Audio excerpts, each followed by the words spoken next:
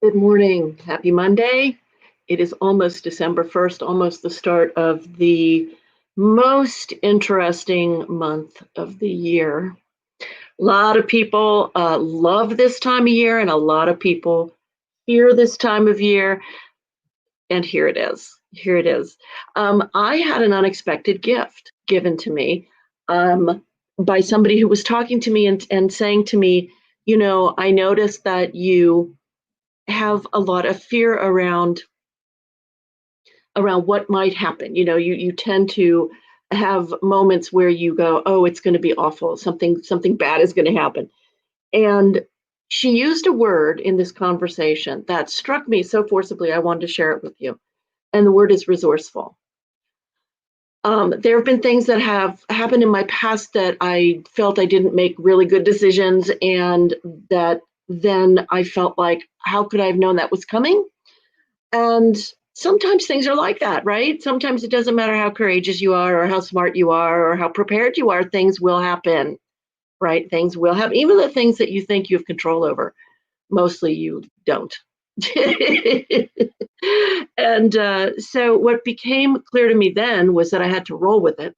Excuse me. That I had to roll with it and that I had to really make the most of what I had to keep going and to make better decisions and to come out of these troubled spaces that I was in. So this friend of mine, I think I'll drink a little water here. I hope you don't mind. So this friend of mine said to me, well, you are terribly resourceful. And it struck me. It was like, oh my God, yes, yes, I am resourceful. I have been in really dark spaces and I've come out of them because I used my resources. I used my creative thinking. I used my connections with others. I used my ability to reach out and ask for help. Um, I used my spirituality. I would take walks when I was really at the bottom. I would take walks and I would sing songs of my strength to God, or I would sing songs of the little that I did know. And so the little that I did believe in. So I came up with this song one day, and the words are, you know what I want. And this is speaking to the spirit. You know what I want. You know what I need. You know what I want. You give it to me. Meaning that if it wasn't here right now, I didn't need it. So I was reaching for a greater understanding of where I was in my life. And that was resourceful too. So suddenly, this place inside of me that has felt like there's no ground was healed by the word resourceful. I mean, I can't tell you how many years I walked through life feeling like there was no ground. How many decades I walked through life feeling like there was no ground. And when you feel that, and I'll tell you why, because maybe you'll resonate with this, but when you do that, when you feel like there is no ground, you'll do things like reach for the wrong relationships. You will impulsively jump to whatever it is that seems like it'll rescue you. You, in fact, become a little bit obsessed with rescue because you feel like you can't do it. So whether you call it that or not, you kind of get into that. So hearing that I was resourceful and recognizing that that was a huge truth for me. Like I came out of so many things. I've come out of some of mental illness back in my 30s. I came out of homelessness, unexpected homelessness in my 50s. You know, I mean, people who get into homelessness in their 20s sometimes don't get out. It's just resourcefulness is a huge deal. So if you have been resourceful in your life, know that this is your ground. You are your ground after all. You are that ground. Now, for people who have, like I lost my mother young, so that took the ground out from under me. If you have a really troubled past with your family and you just don't have sort of a place to moor your boat, you know what I mean? This can definitely make you feel like I don't have any grounding. But are you resourceful? Yes. If you are if you have at any time in your life said, oh God, I'm in a terrible space and I have to do something about that. Whether it's an internal shift or an external action, you are resourceful. And that has really, really helped. So I offer that to you as a really cool Monday liftoff, as far as I'm concerned. That really has changed things for me in terms of my emotional setting. And I also wanted to talk to you about Bette Davis. A friend of mine brought Bette Davis up the other day, or because I had posted something about Betty, who said, if you, and I'm misquoting, but if you don't have a lot of stuff going on, how are you going to be courageous? How are you going to become this awesome person that you are now? And my friend said, well, Bette Davis had an amazing life. So I did a very, very little bit of research about Betty, and I wanted to mention something because she is and was such a badass. She was just a remarkable woman for her time and also for any time, but especially she was born in 1908 and she became, of course, a very famous actress. She did over 100 movies. She was the first actor ever to win 10 Academy Award nominations. She was married 4 times. She had 3 children. And she was, let me see, they called her something. I wrote it down here. And they called her, I think, acerbic. Here, no, that she played unsympathetic, sardonic characters. Hell yes. She was in all kinds of genres, right? Comedies, melodramas, historical films. She was amazing. She was just amazing. But she was known for her combative and confrontational manner with studio executives and film directors, as well as her co-stars, because she was a perfectionist. She wanted to be excellent at her craft.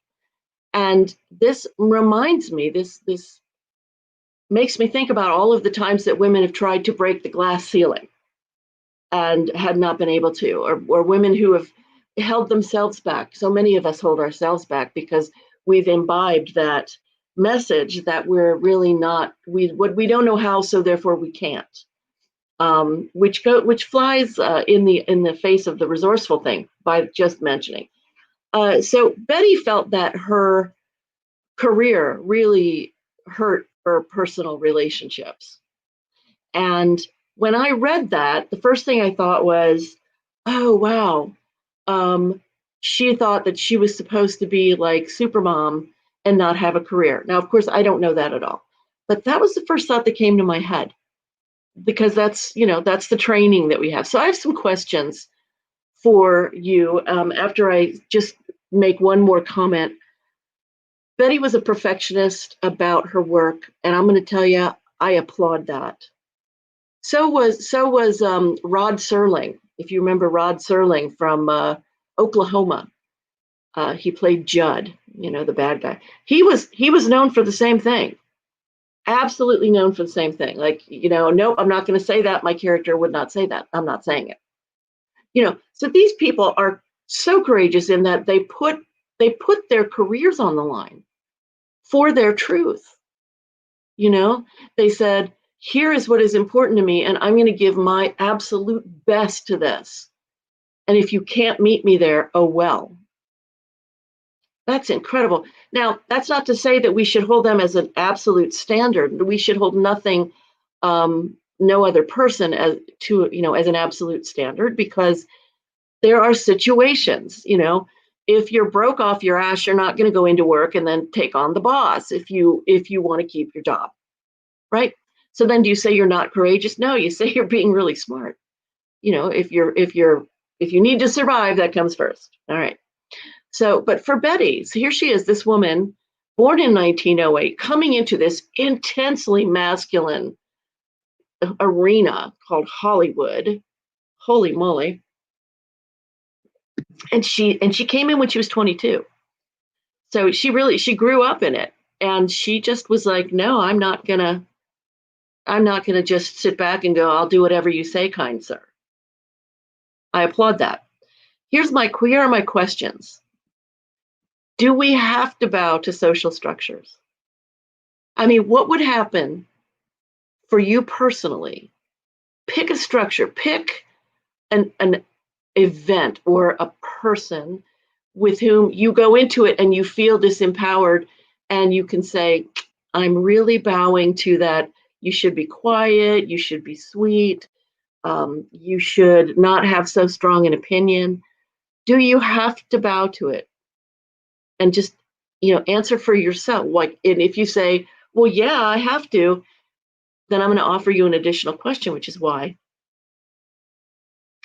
And another question, which is there any other way you can do it differently? Is there another way you can do it?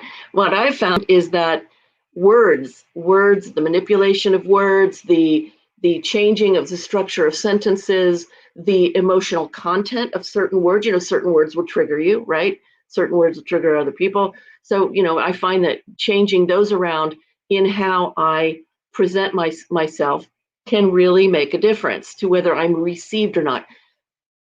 But being received, that's great. But if your whole thing again is, I want to be somebody who's liked, I want to be seen as sweet, are you really going to get what you need from bowing to the social structure? And here's the other question. If we are labeled as something, as Bette was, and many other women have been, combative and confrontational, ask yourself, if you are ever labeled as something, ask yourself, what they're saying about you, is it a bad thing? Is it a bad thing? There's this woman, Tabitha, that woman from England who's a hair stylist, and um, she had this show for a while where she would go into stylist salons that were a mess, either organizationally or they were really dirty or whatever. And she'd go in and she would go off and go, "Oh my God, you're terrible," and she would fix the whole thing. And she did a TED talk about the word bitch. And she said, I like being a bitch. I like being a bad bitch. And she redefined that as not being mean, but being strong. Bette Davis strong. So ask yourself, if somebody calls you a name, if somebody says that you're behaving a certain way, is that truly a bad thing? Think about it. Combative and confrontational. Well, combative, I can think that would be, that could be bad if you are just trying to fight with people in order to fight with people. That doesn't create any outcome that I have any stock in. My stock is in creativity or passion or peacefulness, not in winning. Okay, so combative for me would be like, yeah, I'm not. That's not my thing. But I am combative with social structures. I'm like, no, I say no to you, guy. No. Oh, I did it again. Oh, no, no, no, no. So combative that way. Now, confrontational. You need to be able to confront things and people, don't you? So Bette being called confrontational, I'm like, more power to you, honey. I offer these thoughts to you as questions for yourself so that you can decide if these are um, helpful concepts to you to help you become stronger and more determined to be you. I mean, I remember reading a long time ago that when you start stepping into your strength, that it does sort of upset the apple cart, and that it can stop. It can make you lonely for a while. But what starts to happen is that as you stay in what you are aligned with, that you start to attract the people who think as you do and feel as you do. So I think that's worth it.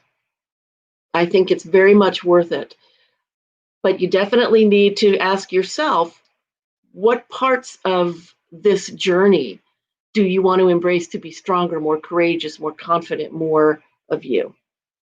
And I think that Bette Davis really is a good role model for stepping into, the crap and saying, well, here's what I think, here's what I feel, and no, I'm not going to back down.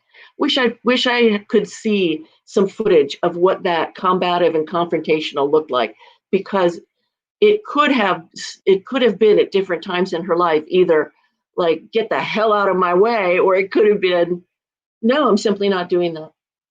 Mm-mm. No, I'm not doing that.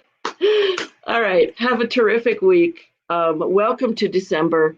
And Oh, Lord, help us all. Listen, if you want to talk to me about the